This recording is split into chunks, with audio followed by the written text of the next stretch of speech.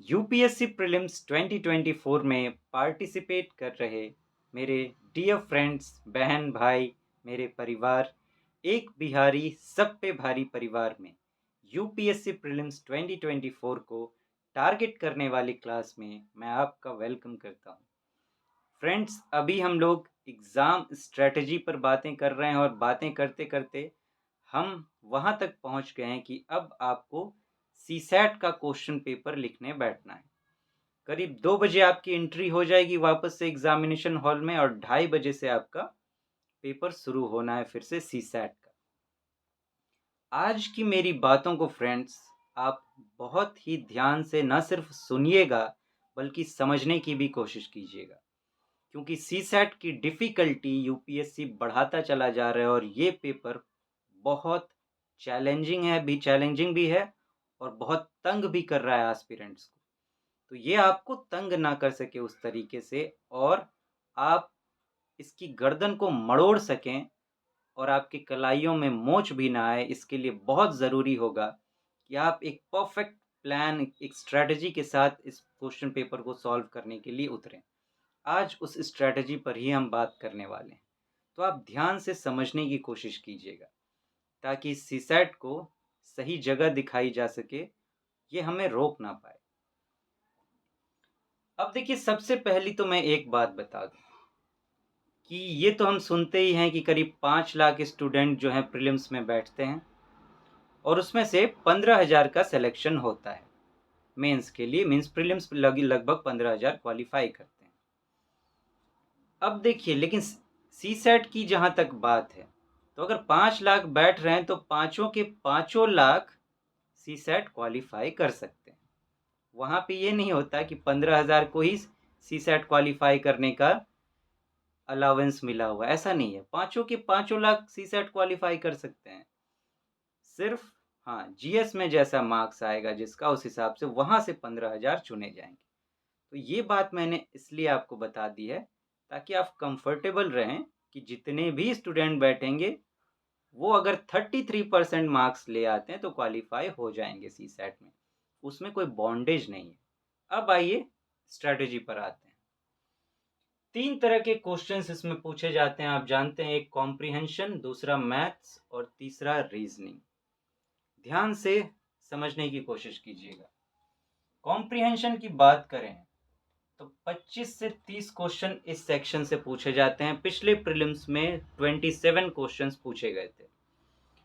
Maths की मैं बात करूं तो 35 टू 40 क्वेश्चंस यहाँ से पूछे जाते हैं और रीजनिंग की बात करें तो 15 से 20 क्वेश्चन यहाँ से पूछे जाते हैं। अब सीसैट को क्वालिफाई करने के लिए आपको 33% मार्क्स की ज़रूरत है, यानी कि 66 आउट ऑफ 200। 66 आउट ऑफ 200 आपको मार्क्स चाहिए। अब इसको लाने के कई तरीके हो सकते हैं। स्टूडेंट्स गलती क्या कर जाते हैं, वो इस बात को इग्नोर कर जाते हैं कि 66% मार्क्स ही चाहिए 200 में, और इसी वजह से वो खौफ खाते हैं। उनका ध्यान होता है 200 मार्क्स पर, इस पर ध्यान ना देकर वो इस पर चले जाते हैं और उस वजह से सीसैट में जो भी चीज़ें हैं, कॉम्प्रिहेंशन, मैथ्स के सारे चैप्टर, फिर रीजनिंग के सारे चैप्टर, वो सब तैयार करने में लग जाते हैं। और ये कोई ऐसा नहीं कि आप 2 दिन में तैयार कर लेंगे। मैथ्स है, रीजनिंग है, ये बहुत अपने आप में वास्ट है। अगर आप पूरा तैयार करने जाएंगे तो 5 साल भी कम पड़ेंगे।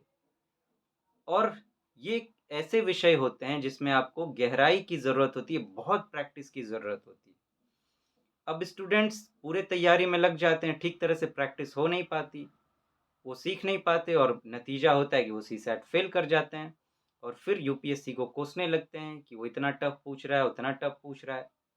लेकिन ये भी तो देखिए कि वो क्वालिफाइंग नेचर का है और उसके लिए जो ज़रूरत आपको है वो ज़्यादा नहीं है।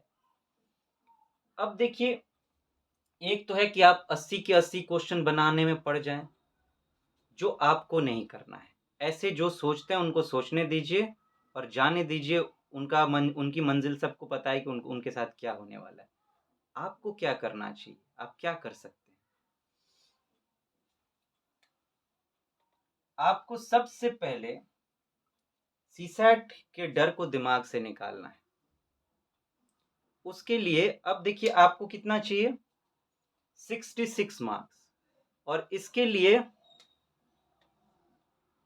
27 क्वेश्चंस की जरूरत पड़ेगी। अगर आप 27 क्वेश्चन सही कर लेते हैं तो आपको इतने परसेंट मार्क्स मिल जाएंगे, करीब आपको 67.5 मार्क्स के आसपास मार्क्स मिल जाएंगे और आप क्वालिफाई कर जाएंगे। लेकिन इतना बड़ा भी रिस्क हम नहीं ले सकते कि हमने 27 क्वेश्चन सॉल्व किया और 27 के 27 सही हो जाएंगे। ऐसा कभी नहीं हो सकता, नहीं होता है।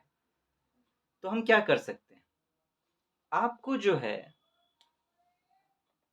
या तो आप 40 क्वेश्चन टारगेट करिए या फिर 45 क्वेश्चन, इन दोनों में से कोई भी मार्जिन आप लेके चल सकते हैं। अगर आप 40 क्वेश्चंस को टारगेट करते हैं तो आपको 31 सही होने चाहिए और 9 गलत भी हो जाएंगे तब भी आपको जितने ज़रूरी मार्क्स हैं उतने आ जाएंगे।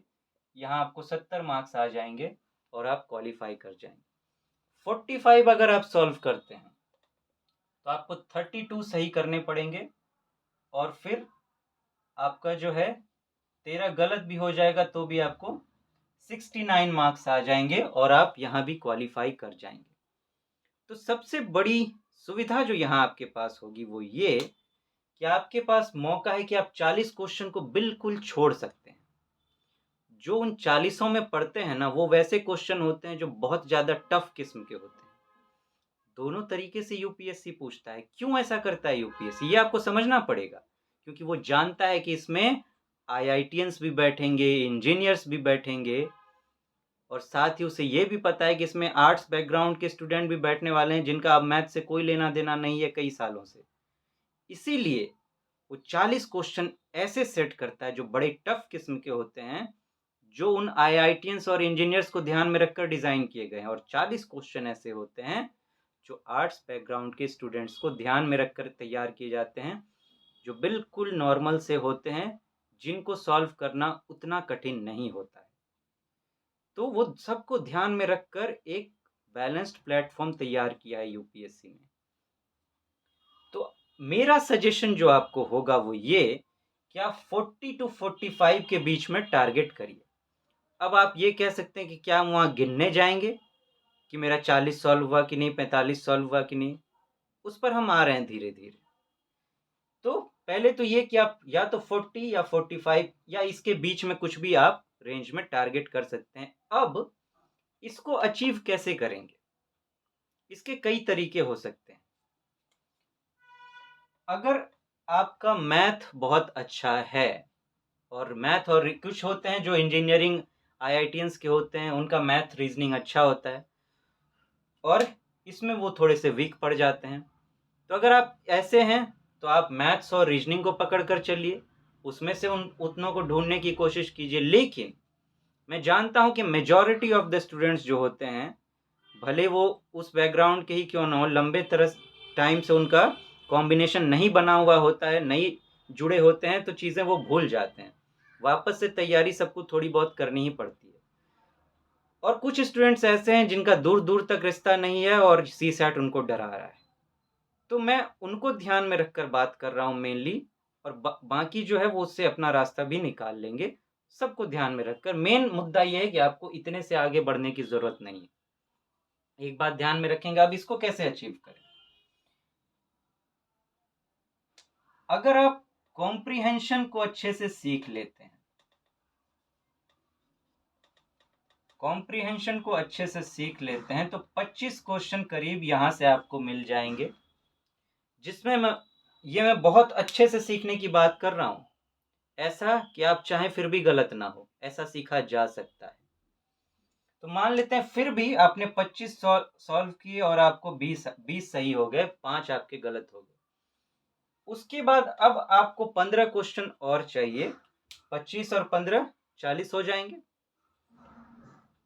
अब ये मैं हवा में बातें नहीं कर रहा हूँ। बहुत डीपली मैंने एनालाइज़ किया है, रिसर्च किया है। उसके बाद सारे एक्सपीरियंस के बेस पर मैं जो भी बोलूँगा आपसे बिल्कुल क्लियर बोलूँगा, आप मेरी आँखों में देख सकते हैं।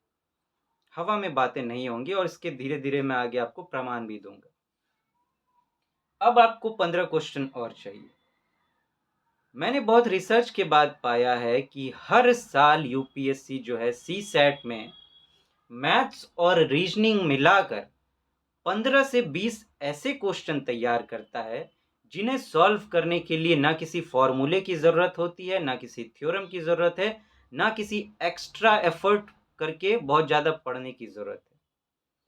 सिर्फ क्वेश्चंस को आप पढ़िए, क्वेश्चन जो वहाँ पे क्वेश्चन छपा है उसी का मीनिंग समझकर, यूँ मैं कहूँ कि उसका हिंदी मीनिंग या उसको उसको अर्थों में समझकर, एक समझ के आधार पर आप आंसर तक पहुँच सकते हैं। तो मैथ्स प्लस रीजनिंग, एक तरीका तो इससे पहले जो हम बात कर रहे थे, या अगर आपका मैथ रीजनिंग अच्छा है, कॉम्प्रिहेंशन अच्छा नहीं है तो इसमें से आप ढूंढ लीजिए, या फिर मैथ अच्छा नहीं है, कॉम्प्रिहेंशन रीजनिंग अच्छा है तो इसमें से ढूंढ लीजिए। लेकिन मैं जो आपको सजेस्ट कर रहा हूं वो ये कि आपको सबको लेकर चलना है। सबको ये नहीं कह रहा हूं कि मुझे तैयार करना है, वो मैं नहीं कह रहा हूं। कॉम्प्रिहेंशन आपको बहुत अच्छे से सीखना है और इसको इस तरीके से सीखा जा सकता है कि बिना पैसेज पढ़े भी आंसर सॉल्व किया जा सकता है, लेकिन वो इमरजेंसी स्किल है। आप पहले सही तरीके से सॉल्व करने की कोशिश करेंगे। इन शॉर्ट ऐसा सीखा जा सकता है कि आप सारे के सारे सही सॉल्व कर सकें।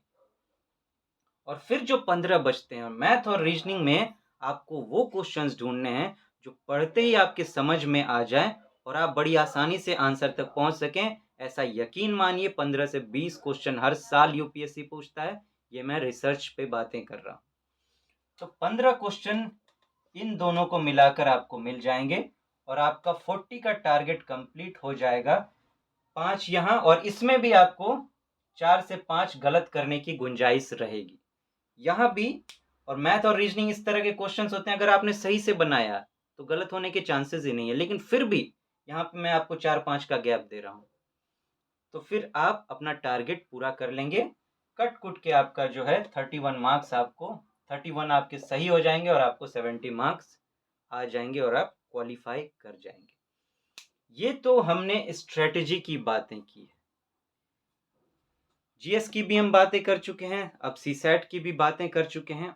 अब नेक्स्ट डे से जो हम लोग बातें करेंगे स्ट्रेटेजी पर, अब फाइनली मैं प्रैक्टिकली आपको क्वेश्चंस ले लेकर जीएस के भी और सीसैट के भी मैं आपको बताऊंगा कि किस तरीके से आपको जीएस के क्वेश्चंस को सॉल्व करना है, किस तरीके से आपको सीसैट कि मैं कॉम्प्रिहेंशन तो बताऊंगा ही कैसे, और फिर मैथ्स और रीजनिंग के वो क्वेश्चंस भी बताऊंगा कि किन को आपको टारगेट करना चाहिए।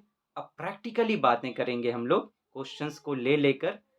अगर 2024 प्रीलिम्स को आपको क्वालिफाई करना है तो पिछला जो क्वेश्चन आया है 2023 में, उस पर आपकी अच्छी कमांड होनी चाहिए, उसकी अच्छी समझ होनी चाहिए, और उसी पेपर को लेकर हम लोग बातें करेंगे, क्योंकि पिछले बार से पैटर्न पूरा बदल गया है। तो वो ही अभी अब कुछ सालों तक चलने वाला है, तो उसको लेकर हम लोग बातें करेंगे और फिर देखते हैं कि यूपीएससी को बिल्कुल कैसे क्रैक किया जा सकता है। इस डर के नाम के कीड़े को उठाकर बाहर फेंकना है। तो फ्रेंड्स फिर मिलते हैं, तब तक आप अपना ध्यान रखें। Thank you so much, have a nice day.